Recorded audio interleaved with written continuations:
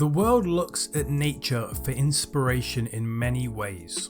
Leonardo da Vinci took inspiration from hawks for his concepts for a flying machine.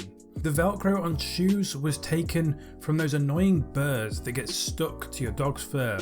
Shark skin is in a diamond serrated pattern that stops bacteria from growing on it, which the design is now used for more sterile medical tools.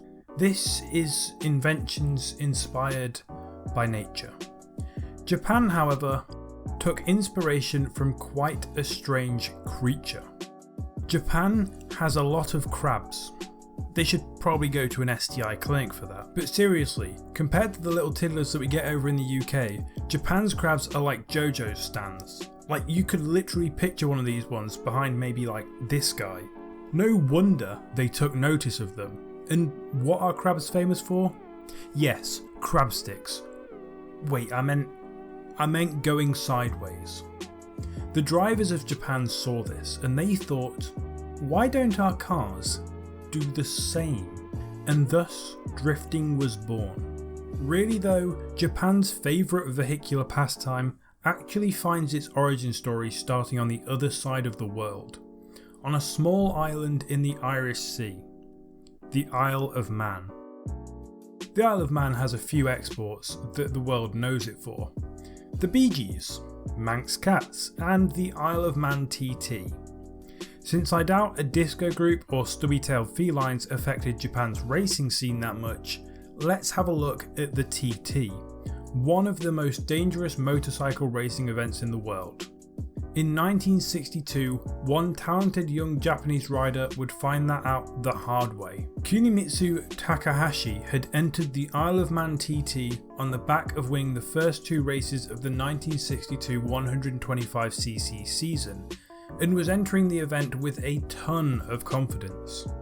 Shortly into the race, however, Takahashi would lose the Honda bike from under him, and thanks to the unforgiving and dangerous nature of the tight, twisting track, would end up suffering serious injuries that would derail his motorcycling career. He would return to compete in a few more motorcycling events over the next few years, but in 1965 he would hang up those boots thanks to his injuries and switch to four wheels. Takahashi would continue to perform well in motorsports in his native Japan, with strong results through the 1970s in different car racing championships. But something stood out with how he drove. His car would slide around the corners, on edge, smoke billowing from the rubber of the tyres burning away on the asphalt. With the high slip angle and durable tyres of the time, this was a pretty fast way to go around corners.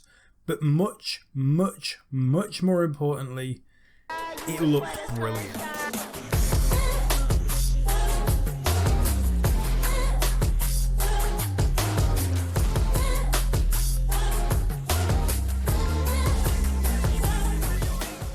This, of course, attracted the attention of a lot of motorsports fans, earned Takahashi the title of the father of drifting, and inspired one particular young driver in the mountains of rural Nagano Prefecture, Keiichi Tsuchiya.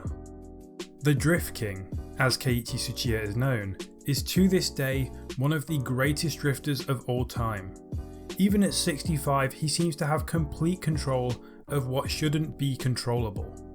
His street racing pedigree and underground notoriety have given him a massive presence in the Japanese motorsport community, and class wins at Le Mans have pushed him to international fame as well. If you want to know why Japan loves a car that goes sideways, look no further than this man and his inspirations. A man who could throw a Sprinter Terreno AE86 down a narrow hillside country road with the best of them. And of course, that particular feat was the inspiration for perhaps the biggest cultural impact of all when it comes to drifting: the 1995 manga and its 1998 anime counterpart, Initial D.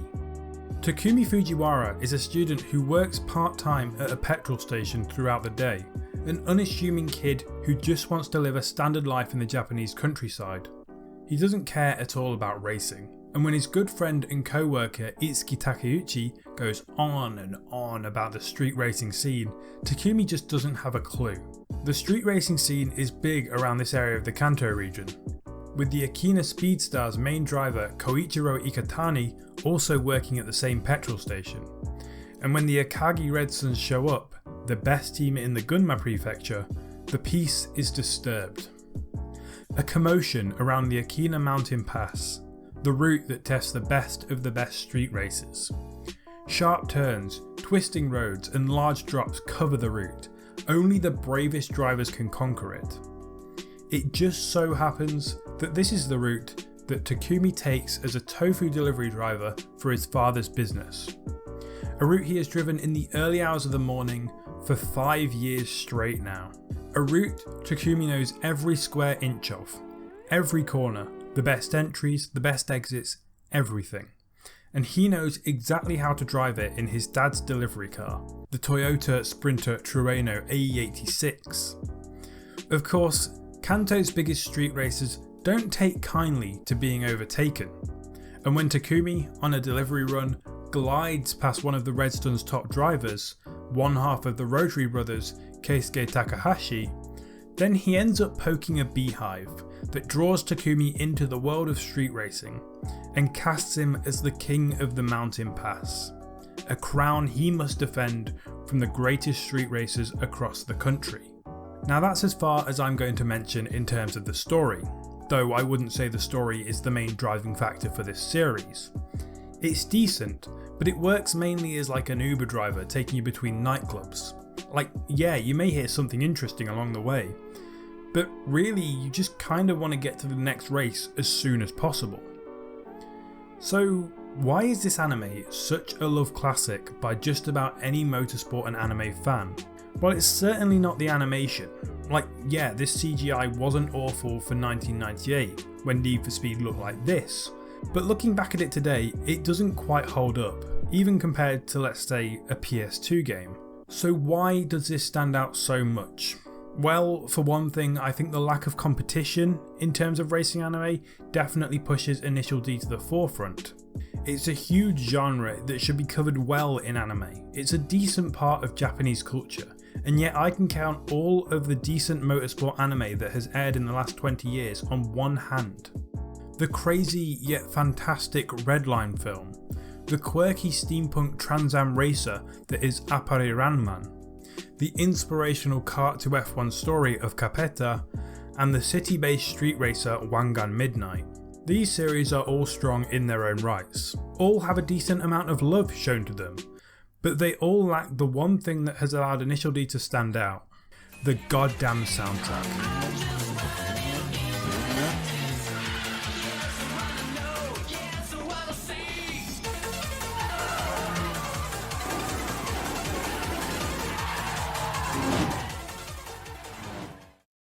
Putting Eurobeat behind cars going sideways on a steep mountain pass just works. It's one of those weird combinations that don't happen too often, but everybody likes. Chocolate and bread, chips and milkshake, Nicholas Latifi and actually getting points. The tempo of the music invokes speed to its core. The unusual yet familiar beats give the sense of the car being somehow both out of control and yet exquisitely in control at the same time. Let's compare the same clip with Eurobeat versus some lo-fi chill beat.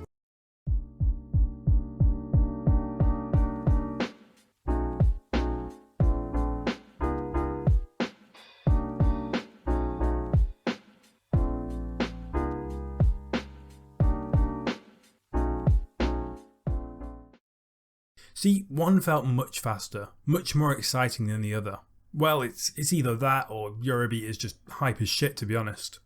Let's see. Eurobeat and a few speed lines on a bowls match.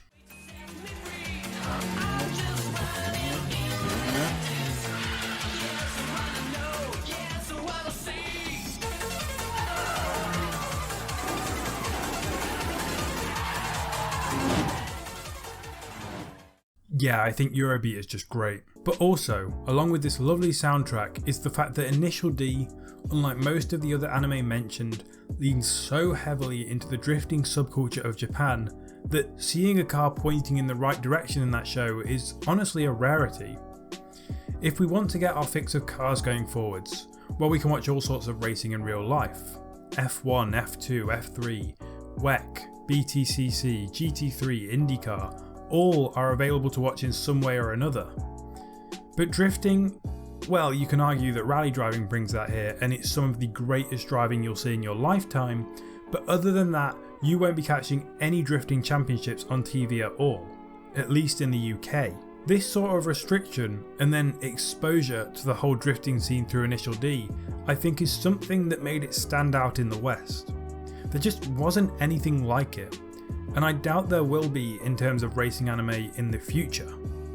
So yeah, I just made this video just wanting to talk about Initial D and a few of the main drift men in Japan really. There is a whole JDM, or Japanese domestic market, car culture that has spawned from the series as well, but I want to save that video for another time and really delve kind of into the history of that. I want to do more on different anime, films and TV series as well that I have an interest in, whether it is car related or not, and if you want to see more of that, well, hit that like button and subscribe. It is the best way to show you want that sort of content. I will still be making F1 content, but at the moment it's the off season and I just wanted to try out some other stuff. Thank you guys for watching and I'll see you in the next video. Goodbye.